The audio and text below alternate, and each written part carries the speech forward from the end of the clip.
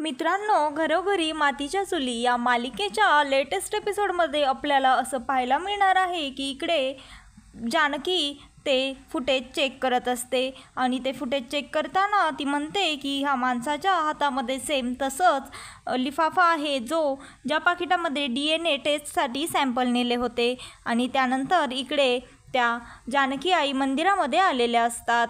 त्या मंदिरामध्ये आलेल्या असताना पूजा करतात आणि देवाला म्हणतात की हे देवी आई, माझ्या लेकीचा संसार सुखाचा कर, तिला सुखात ठेव।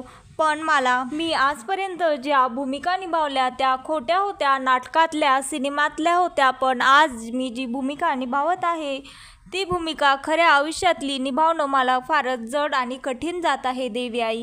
मी आता यापुढे काय करू, तूच मला मार्ग दाखव। माझ्या लेकीसाठी मी तिच्या सांगण्यावरून त्या जानकीशी खूप वाईट वागत आहे, खोटं वागत आहे, या गोष्टीचा मला त्रास होत आहे।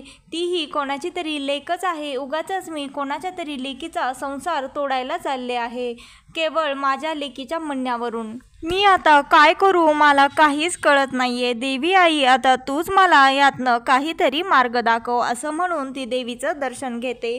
आणि तेवढ्यातच तिथे एक बाई दर्शनासाठी येते आणि ती दर्शन घेते तर ती दुसरी तिसरी कोणी नसून ऐश्वर्याची खरी आई असते।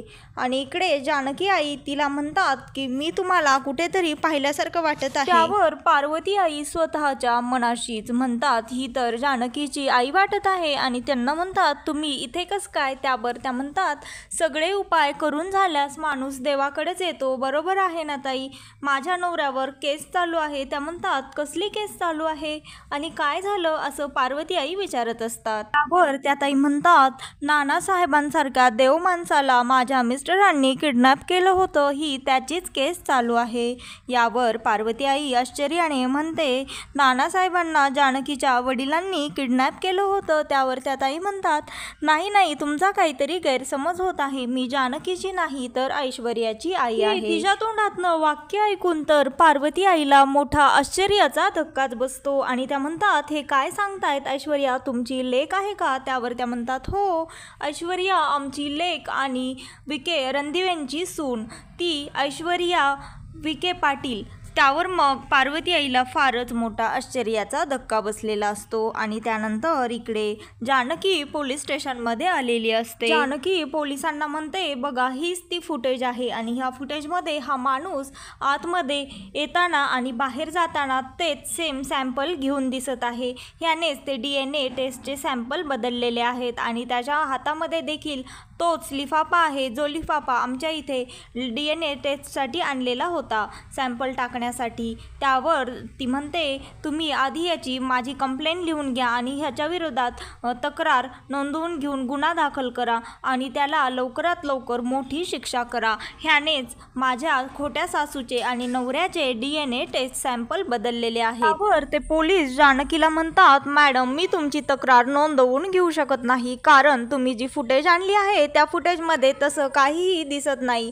त्यामध्ये फक्त एवढंच दिसत आहे की एक माणूस येतोय आणि जातोय, पण त्यावरनं हे सिद्ध होत नाही की त्याच्या हातामधले ते खाकी पाकिट जे आहे त्यामध्ये तुमचे आणि तुमच्या नवऱ्यांचे आणि तुमच्या सासूंचे DNA टेस्ट बदललेले सॅम्पल आहेत। त्यामुळे असा कोणताही ठोस पुरावा त्या पाकिटमध्ये दिसत नाहीये। मग यावरनं कसं संशयावरून आम्ही तक्रार नोंदवून घेऊ शकत नाही। यावर जानकी तिथून निघते आणि ती निघत असताना मनामध्ये स्वतःचा विचार करते की तो माणूस मला कशाही कंडिशनमध्ये सापडावाच लागेल, कारण तो माणूसच माझी शेवटची आशा आहे। आणि इकडे पार्वती आई ऐश्वर्याच्या रूममध्ये जाते आणि ऐश्वर्याला बघते। त्यावर मग ऐश्वर्या पार्वती आईला म्हणते अगं तू अशी का आलीस, तुला सांगितलं ना एकदा तू अशी येत जाऊ नकोस अचानक। त्यावर ती म्हणते अगं काही नाही ग, मला आपलं एकटं जरा वाटत होतं त्यामुळे आले।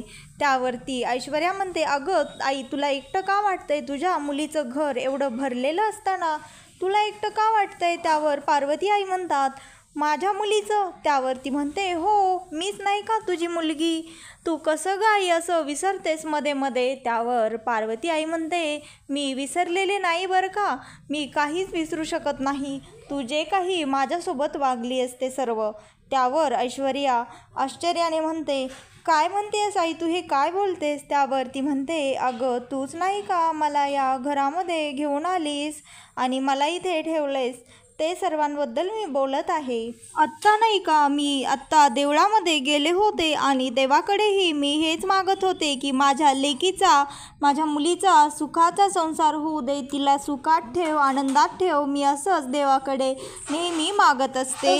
मला काही इथलं फारसं माहीत नाही, पण नेहमी सतत असं वाटत राहतं की जावं तिकडे फिरत फिरत मधुभाऊंच्या आश्रमामध्ये आणि बघावं. तू तर तिथेच वाढली आहेस ना, तुला माहीतच असेल तो आश्रम कुठे आहे. त्यावर ऐश्वर्या जानकी आईंना म्हणते, अगं आई, माहीत असणार काय, अर्थातच मला माहीत आहे.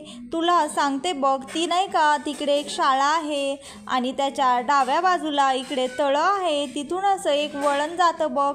काय मी पण तुला हे सर्व सांगत बसले आहे. आता आजूबाजूचा परिसर एवढा बदललेला असणार की, आणि तसंही तुला कुठे काय एवढं इथलं जास्त माहीत आहे.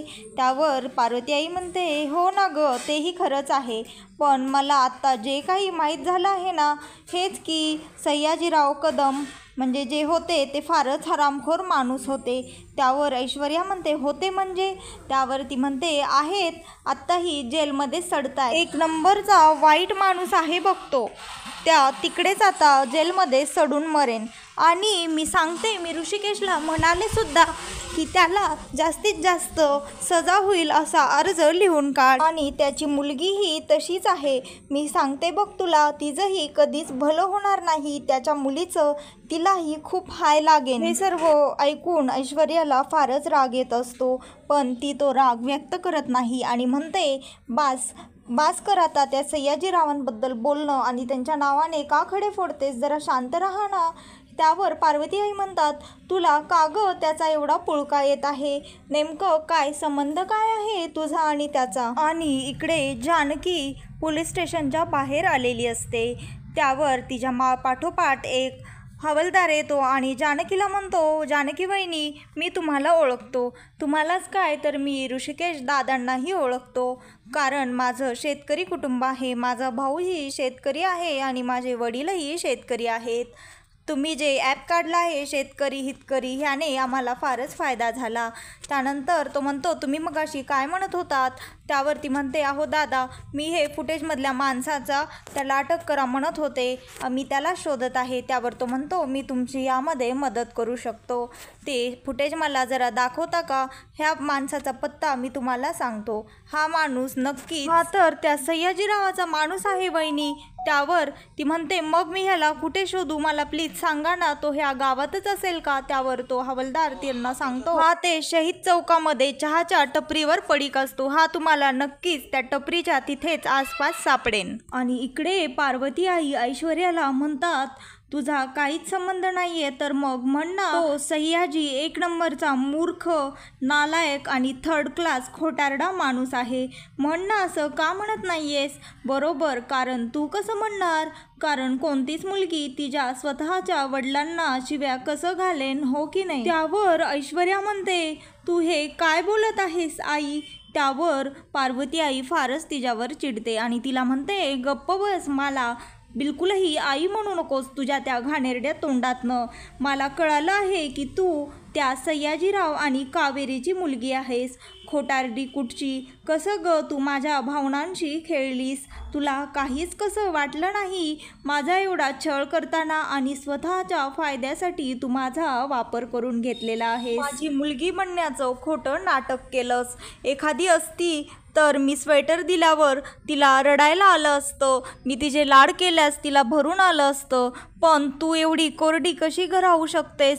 एखादी जर असती तर तिने माझे पाय चेपले असते, तिला माझी सेवा करावीशी वाटली असती, आणि एवढ्या वर्षांनी भेटल्यास तिला असं वाटलं असतं, ती म्हणाली असती की काय ग आई, चल माझ्याजवळ झोप, एवढ्या वर्षांचं बोलायचं बाकी आहे, आपण दोघी एकत्र खोलीत झोपूयात. आणि इकडे ऋषिकेश वकिलांसोबत प्रॉपर्टीच्या हिस्स्यांबाबत डिस्कस करत असतो. तो वकिलांना म्हणतो की प्रॉपर्टीचे बरोबर 4 हिस्से करा. मी, सारंग आणि शर्वरी आणि सौमित्र, आमच्या सर्वांना व्यवस्थित 4 हिस्से करा आणि कोणालाही कमी जास्त वाटायला नको.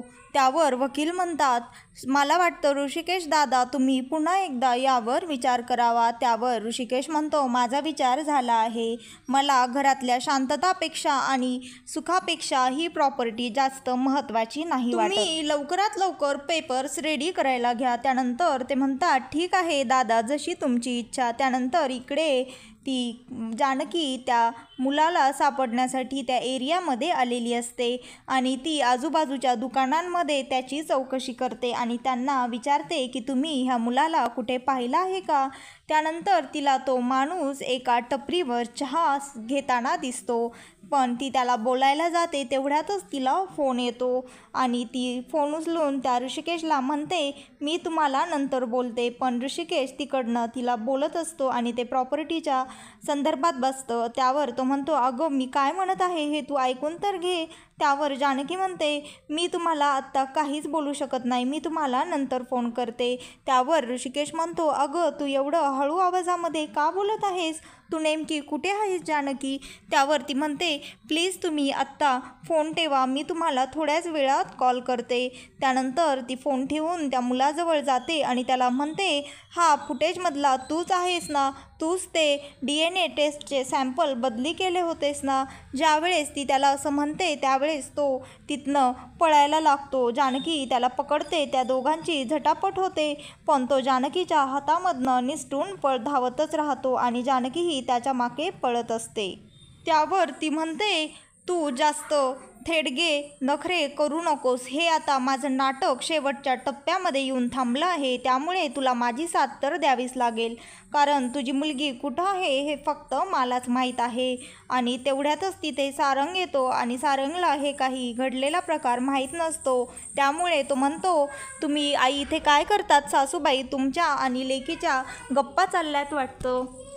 त्यावर सारंग म्हणतो, मग तर ह्यांना हेही कळालेलं असेल की त्यांची मुलगी. तेवढ्यातच ऐश्वर्या त्याला बोलण्यापासून थांबवते आणि म्हणते, ह्यांची मुलगी कोण आहे आणि कुठं आहे हे ह्यांना माहीत नाही आहे, हे फक्त आपल्यालाच माहीत आहे. आणि जर का हे ह्यांना माहीत करून घ्यायचं असेल आणि त्यांना त्यांची मुलगी पाहिजे असेल तर त्या आपल्याला जसं पाहिजे तसंच वागतील आणि आपली साथ देतील.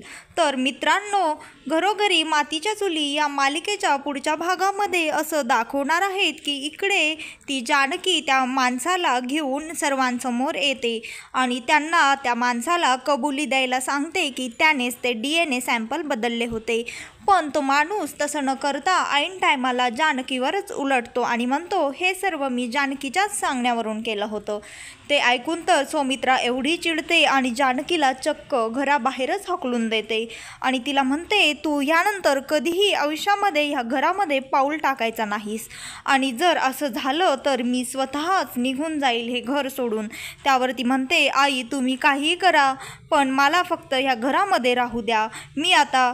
आणि जानकी म्हणते, मी ऐश्वर्याच्या यापुढे कधीच वाटे जाणार नाही, फक्त मला इथे राहू द्या. तर मित्रांनो, घरोघरी मातीच्या चुली या मालिकेचे एपिसोड पाहण्यासाठी आत्ताच सबस्क्राईब नक्की करा.